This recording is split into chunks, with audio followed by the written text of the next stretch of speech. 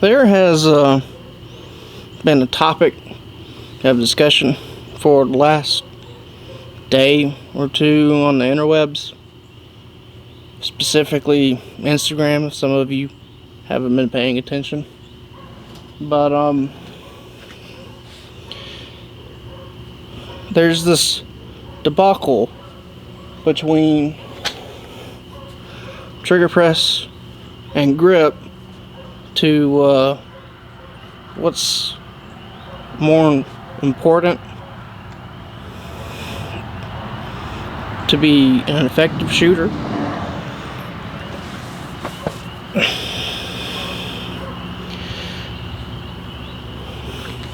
I got squirrels making a lot of noise in the bushes. I'm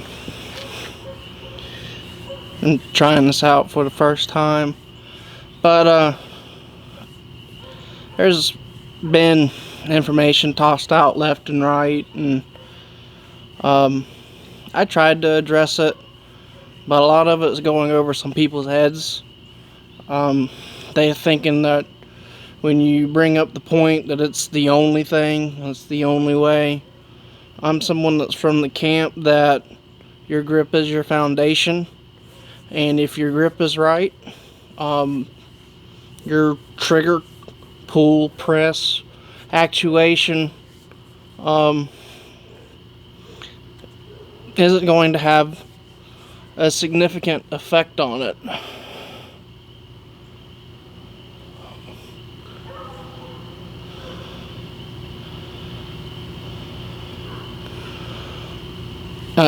I'm seeing things in the bushes over there.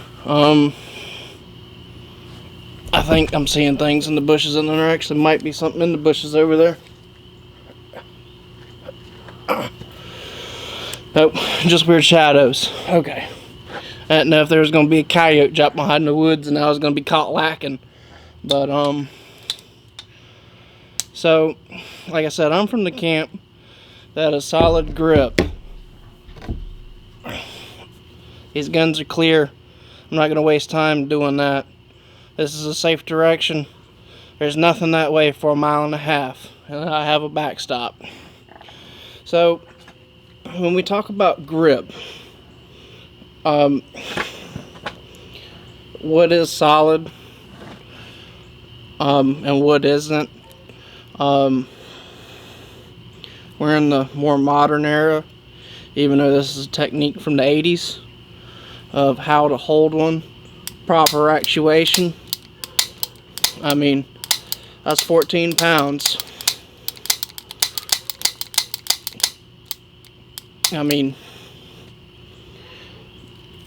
it's not going anywhere. Hold it right. Hold it tight. And you ain't even got to be tight. I mean, that's just loose. I mean, that's not even pinching down into it or doing anything. I said, that's just holding it. That's just pointing it. One hand, same way.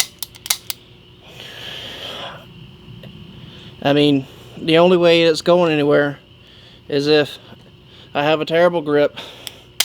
And even then, I can't get it to go anywhere. Even if I put too much of my finger in there, it's not going anywhere. Too little, it's not going anywhere. Because I still have an actual good grip on it, regardless of the trigger press. I mean, that's a good grip. Shitty grip. I mean, I don't shoot right-handed. Once I slowed that down a little bit, it's quit moving so much. Yeah, I know it's a B model and we're not supposed to shoot the piss out of them like that. It'll cause firing pin issues, but it's grip. There's a lot of people that are saying that, oh, well, you can hold it real loose and be real thorough with your trigger press to be real precise. And yes, that's true, but I'm looking I am looking at it from the point of view of a self-defense shooting, which is what the majority of Americans are going to train for. Um, we can't. They don't make rifles this big. Pistols, regardless of the caliber, unless you get into like 454 Casull or something monstrous, they have an anemic track record of being a one-shot stop. So chances are, and you're going to have to use a couple. And if you're one of those shooters that has to go up and does this and like find your natural point and focus and slowly pull the trigger, you're gonna have a bad time. If you establish your grip and you present, hey man, I'm looking at a box that's 20 yards away. I just presented and poked that to it and pulled the trigger. It's dead, right? It's presentation, it's grip, it's actually locking your wrists. There's a whole lot to it, and there's a lot that I can do to teach some of you guys. I'm not as good as everyone else. Well, I don't know about everyone else. Some of the big games, well-established professional shooters, but I dabble. I'm not terrible. I'm more than willing to help. I'm more than willing to put on a class. I mean, I had to sit through a terrible 2-day course to become an NRA certified shooter. Yeah, I know, laugh at that, but we're working on things in the background. But it's grip. I mean, if you hold it right and you point it to where you go, that's just secondary. And we can get on to talking about target focus, front sight focus, and any and all that other stuff. But when it comes to actuation, getting these guns to do what you want them to do, you gotta hold it right. It's just like making love to a woman. If you ain't holding her right, well, being I don't know about love, but making love, depending on which direction you want to go with making love, it's in the touch, it's in the hold, it's in the field. It's your interface with this piece of machinery. Without proper interface, this machinery will not perform its job. All this thing wants to do is do this, that, goes bang. That's all it wants to do. That's all it wants to do. It's your job to make it do that effectively.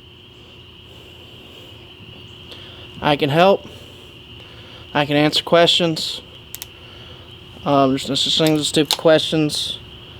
It's your right to use these things, to have these things, to own these things, to want to train other people.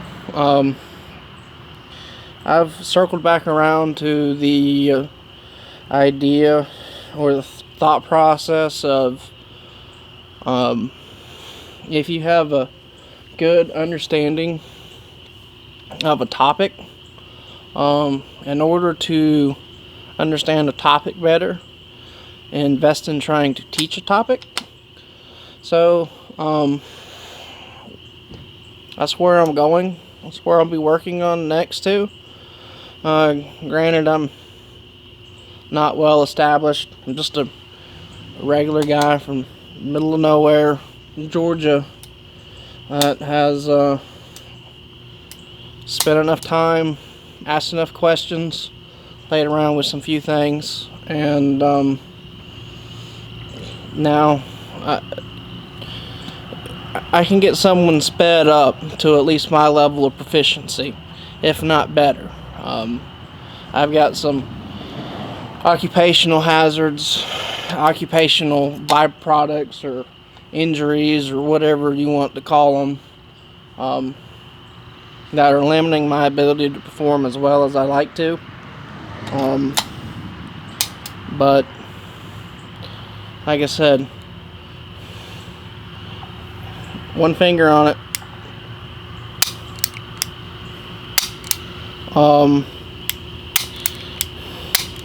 Gun's not going anywhere. It's 14 pounds. So I got a good strong purchase with one finger. One finger. I got that put into my thing, and I'm cranking down right there. I mean, it's simple. Put the gun where you want it. Keep it where you need it. Slap the trigger. And guys that teach wall, and then they want you to wait until that, and then to come there. That's a waste of time. Ultimately, you would want to, you go bang, and as this gun is coming back, you already want to be pushed out. You see how I'm already ready for it to go again? It's really hard to do that. Gun's gonna cycle faster than you can, but the gun will spend less time waiting on you, and like I said, less time waiting on you means fast. That's how people go fast. I mean, I've pulled down .10, .11 splits with this hand. I'm this-handed. I shoot pistols with this hand primarily. Shoot rifles with this hand primarily. But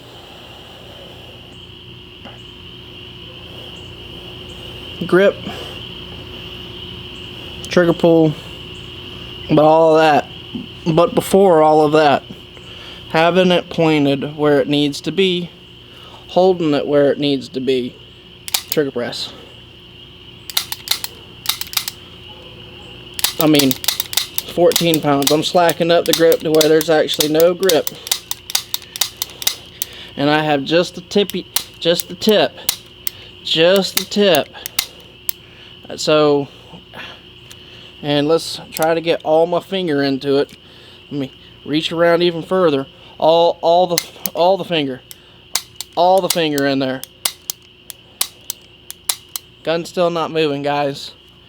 Where your finger is at on this trigger, in my opinion, in my experience, in my tens of thousands of rounds, I have not found trigger placement